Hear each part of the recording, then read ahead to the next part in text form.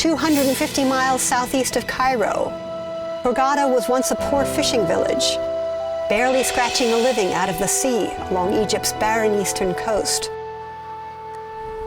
Until it was discovered by developers. 25 years of frantic construction later, Hurghada is now one of Egypt's premier resort areas. A 20-mile-long, dense band of concrete on the fabled Red Sea,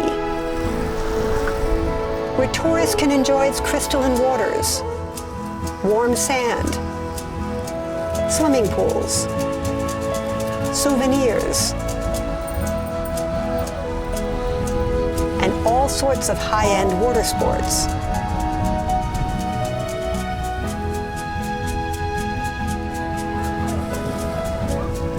Or just hang out and do nothing at all.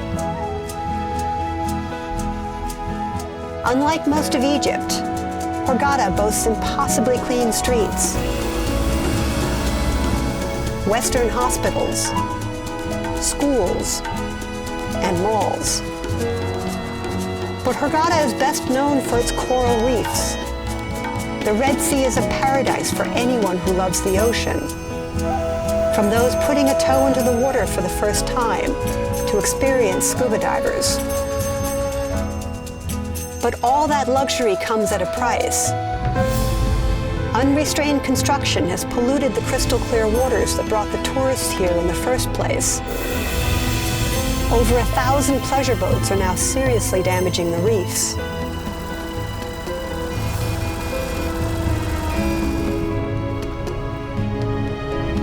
That's why the Hurghada Environmental Protection and Conservation Association decided to step in.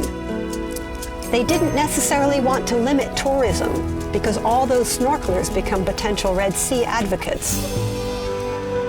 But they realized that boats' anchors were destroying the reefs, so HEPCA started putting down permanent moorings.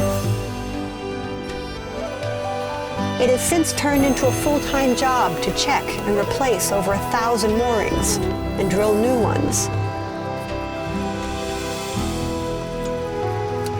On a shoestring budget.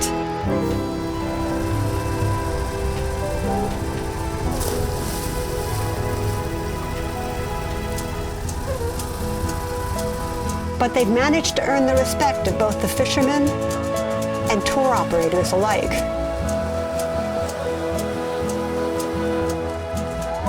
Damage to the reefs is now close to zero.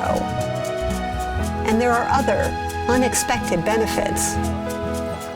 Mustafa is a member of the Muslim Brotherhood. Ayman is a Coptic Christian. Their love of the ocean supersedes their religious differences. If only all of Egypt could learn from their example.